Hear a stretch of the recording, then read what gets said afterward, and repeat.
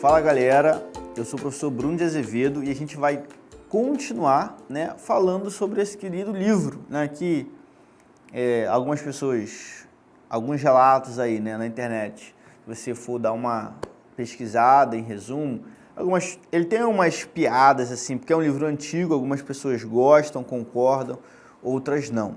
Mas assim, falando do livro em si, tá? É um livro bem interessante, que eu costumo dizer, ele não tem um cunho didático, tá bom? Ele não é um livro de matemática. Ele é um livro de matemática, mas sem ser de matemática como a gente pensa que é.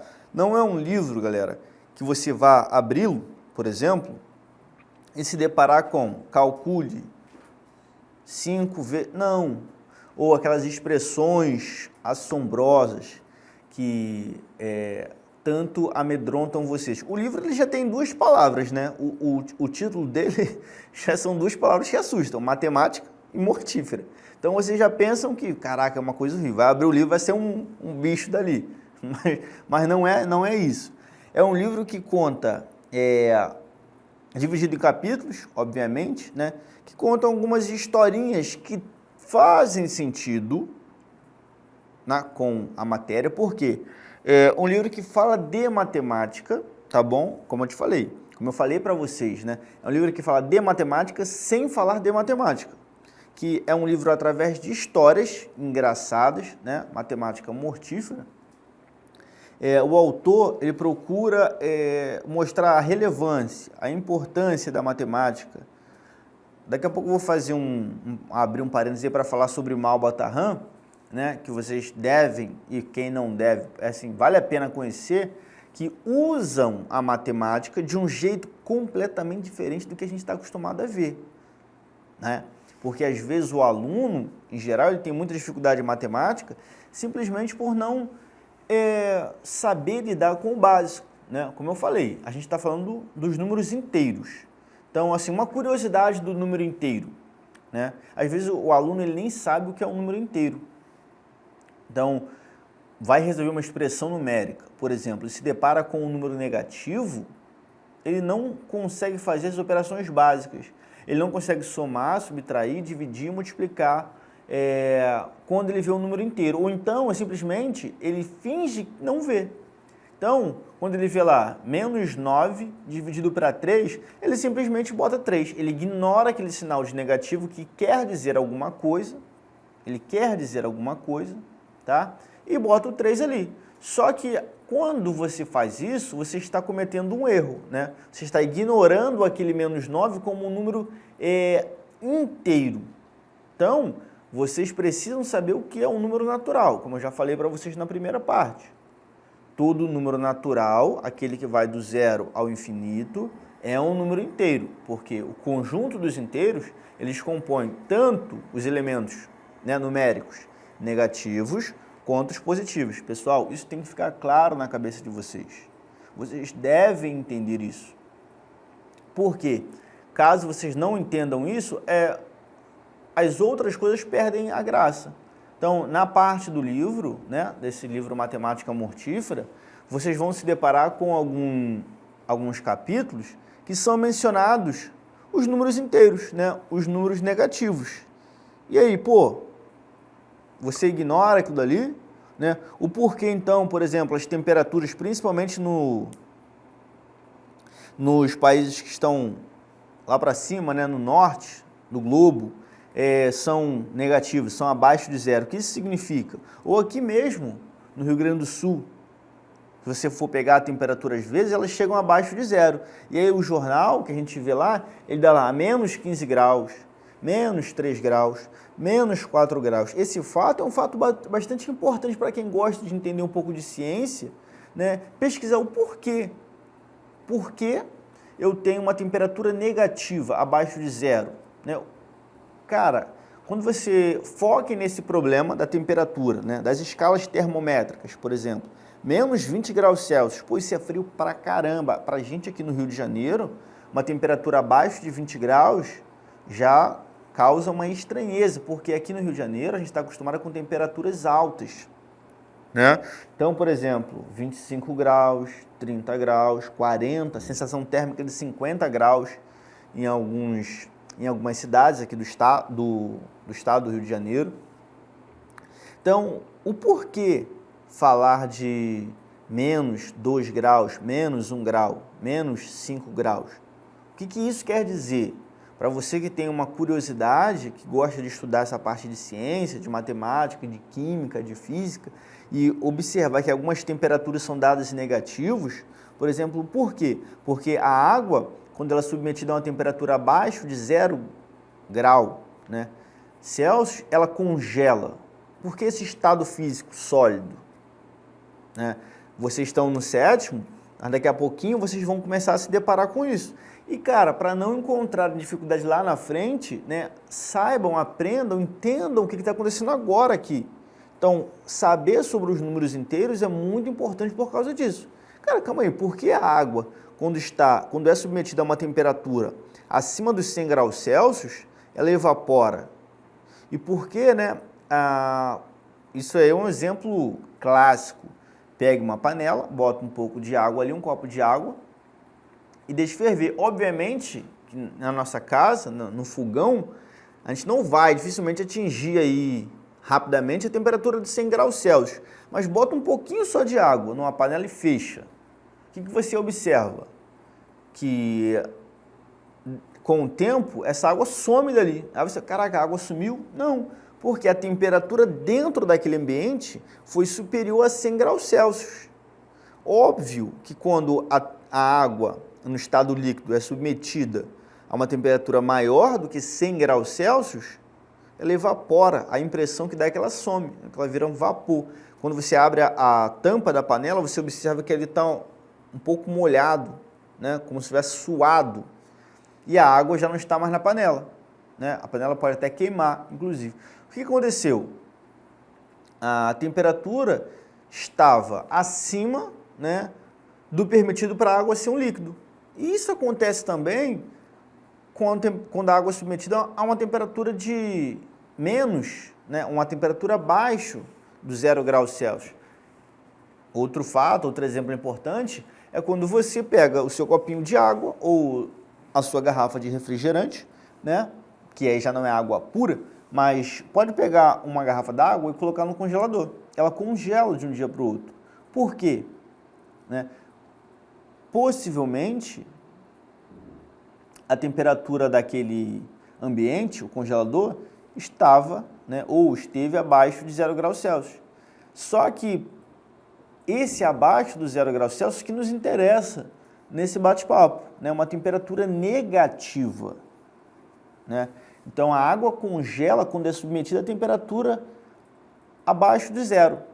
Então, quando vocês verem no noticiário, nos jornais, na internet, seja lá onde for, em países que fazem muito frios, pessoas que chegam a morrer, né, a esse extremo, porque estão submetidas a temperaturas negativas.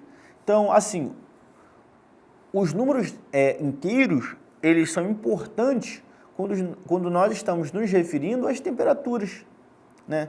E óbvio, principalmente as negativas, porque a gente já sabe a origem dos números, né?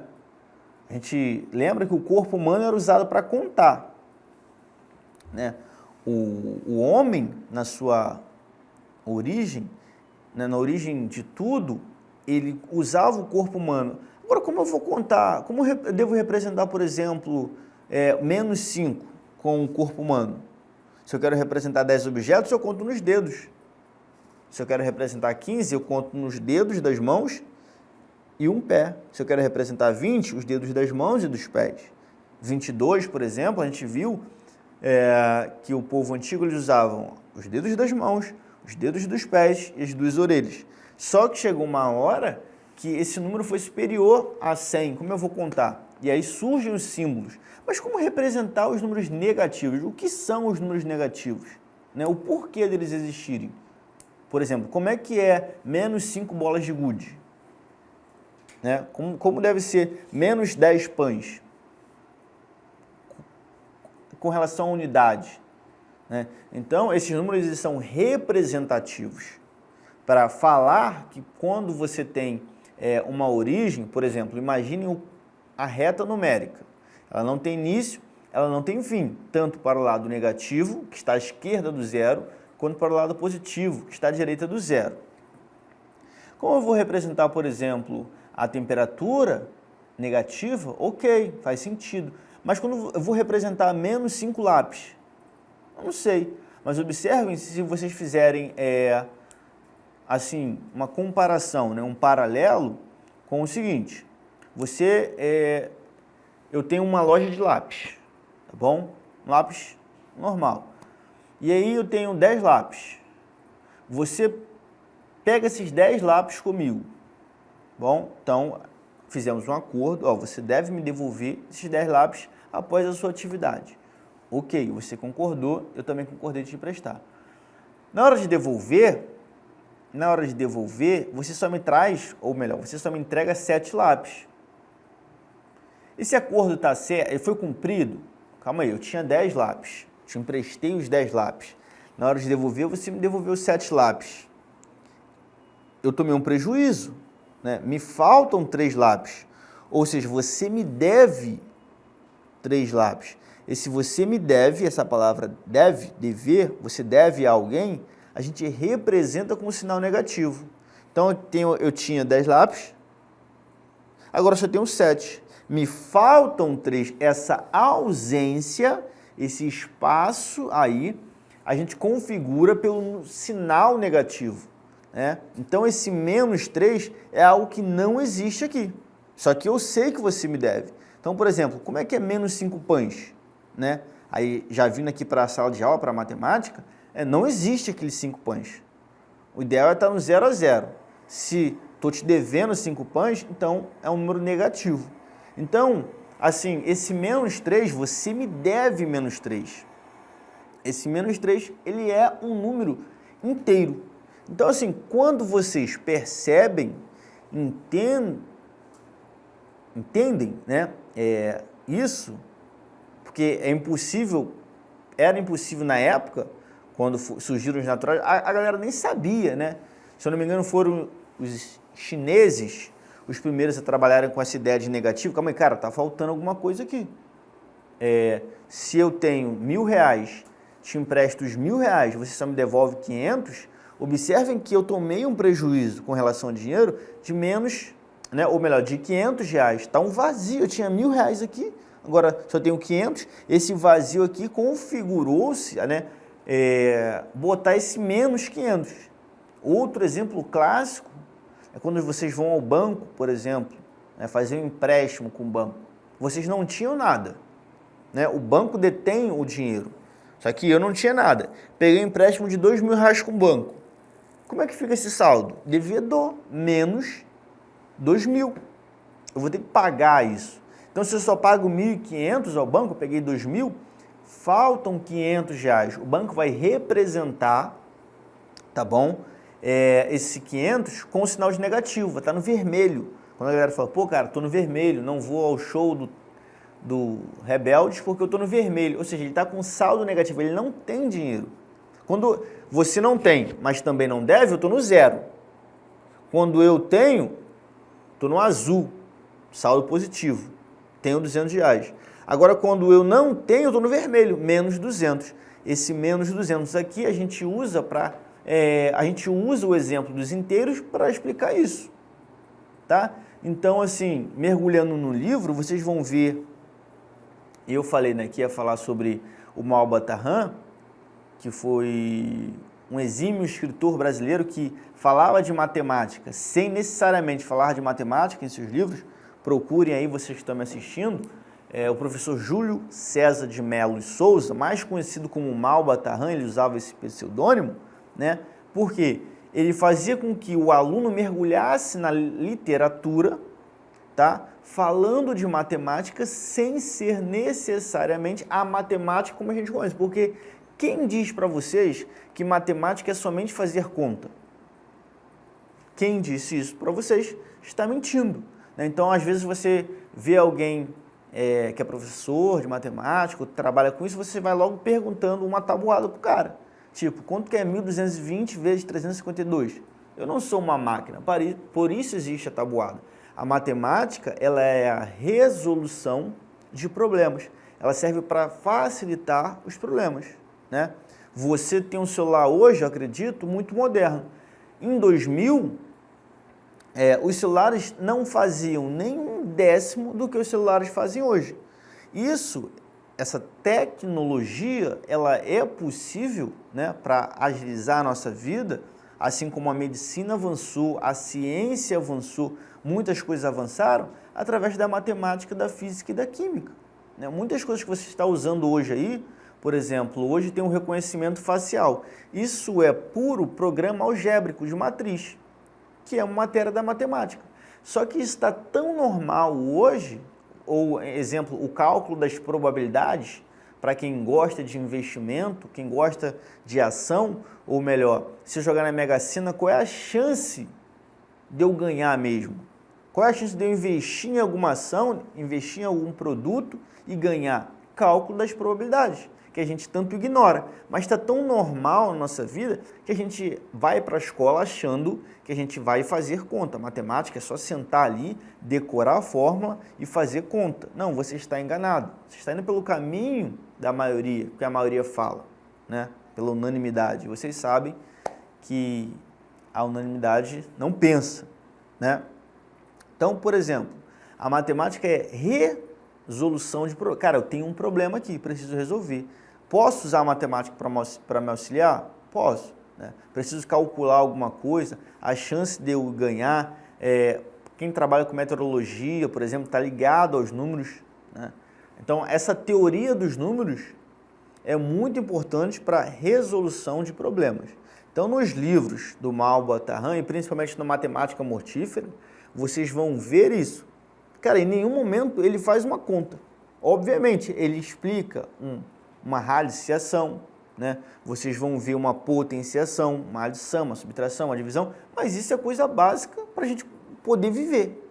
Porque se você pega um ônibus, dá R$20 para o motorista, a passagem é R$4,90, você recebe, por exemplo, R$17 de troco, e vê aquilo ali e acha normal, ou recebe um valor a menos, pô, isso atrapalha pra caramba a sua vida, né? Ou você vai calcular, ou você vai financiar um apartamento, pô, quando você for ver, o papo do vendedor é ótimo. Ou um carro, por exemplo, quando você vai ver, você está pagando 2 apartamentos, 2 carros, simplesmente porque você não sabe calcular a taxa de juros, né? Determinado financiamento. Está comprando lebre aí, cão por lebre, né? Então é importante vocês saberem o básico, né? A razão, a proporção, o cálculo das probabilidades, a divisão, a porcentagem, para não serem enrolados, né? Para não terem uma vida difícil. Então, nesse livro, vocês vão ver historinhas curiosas, divertidas, onde a matemática e principalmente os números, e tem um capítulo que fala muito dos inteiros, são usados, né, para resolver o problema.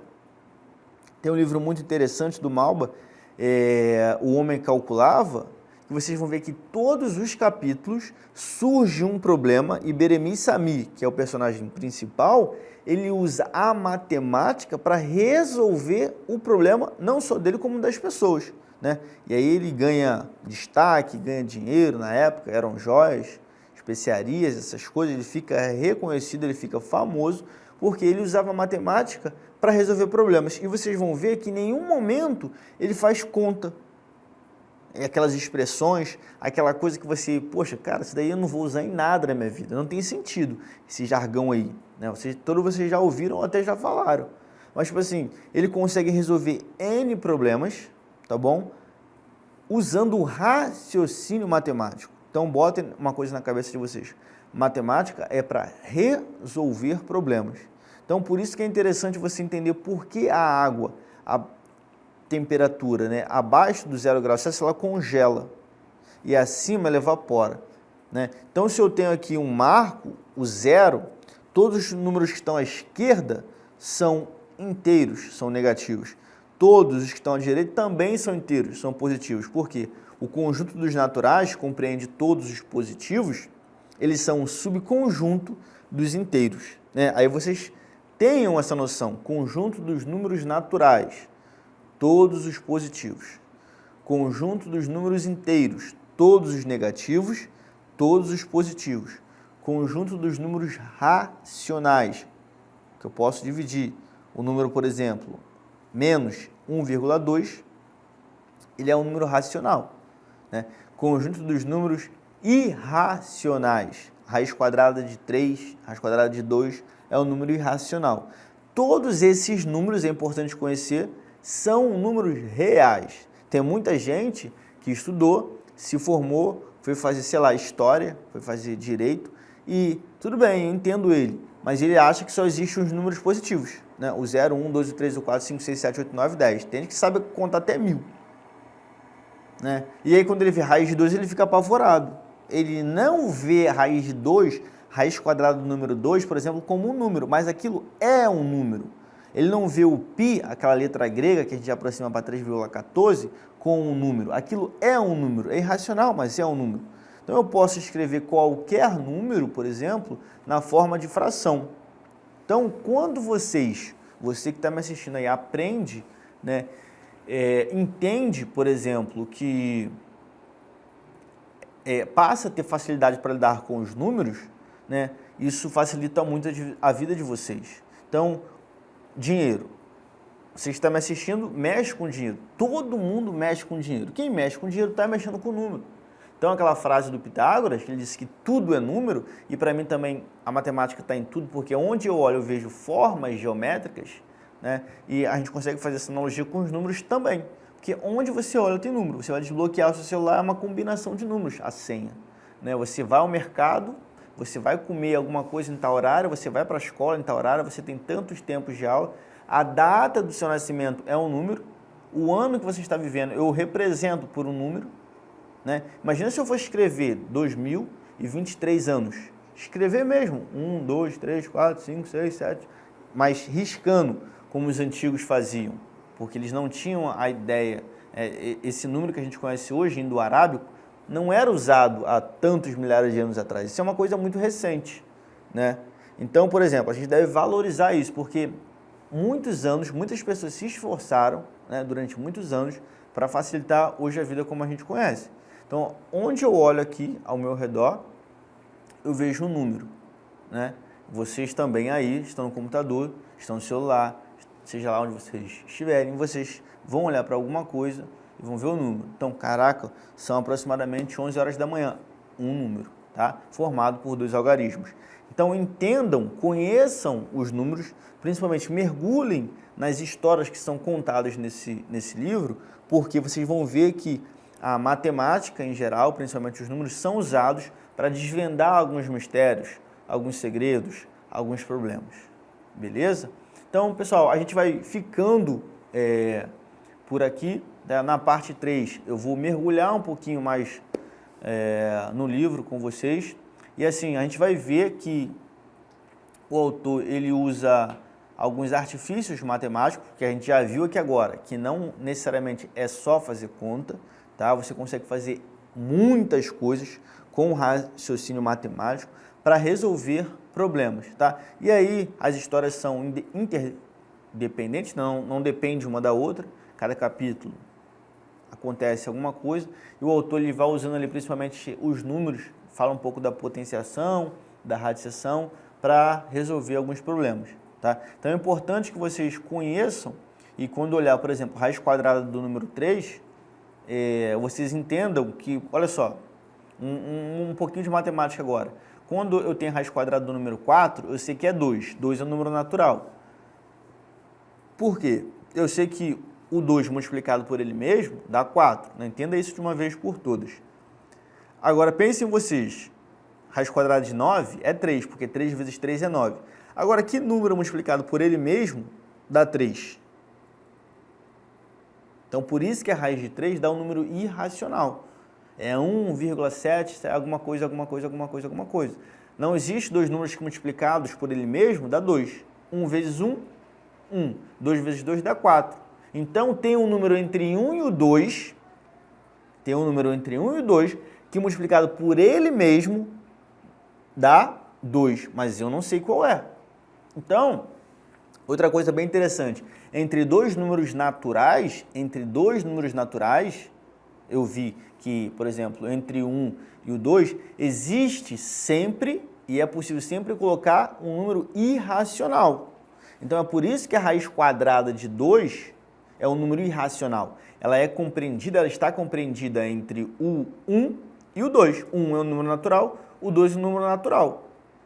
Então, quando você observar a raiz quadrada de 2, tipo assim, não ignore, né? Ah, raiz quadrada de 2 é raiz quadrada de 2. Ou não fique com medo. Não precisa, pô. Só entenda a teoria dos números, tá? Que lá na frente vocês vão trabalhar, dependendo do que vocês vão querer fazer, vão seguir, vão trabalhar com essas coisas e vai facilitar muito o trabalho de vocês. Então, viu ali a raiz quadrada de alguma coisa ou um número elevado a alguma coisa, não precisa ficar com medo, porque vocês sabem fazer, tá? E levem essa dica dessa parte aqui. Entre dois números naturais, tá? Sempre cabe um número irracional, mas não é tão importante agora, né? Porque a gente está falando dos números inteiros. Então, os números inteiros são todos os números negativos, todos os números positivos e o zero também. Então, eu vou ficando por aqui, agradeço muito a atenção de vocês, faço o apelo para que vocês leiam o livro, enxerguem a matemática com outros olhos, tá? Para quem gosta, façam pesquisas aí, principalmente sobre os livros do Malba Tahan, tá bom? São livros bem interessantes, principalmente O Homem Calculava. Para quem gosta de ler, e para quem gosta de ler e matemática, junto, leiam esse livro, O Homem que Calculava, né? Obviamente, pós a leitura do Matemática Mortífera, que é bem curtinho. Esse livro, O Homem Calculava, é um best-seller, você deve andar com ele aí até os seus tantos anos de vida, beleza? Então, até mais e até a próxima.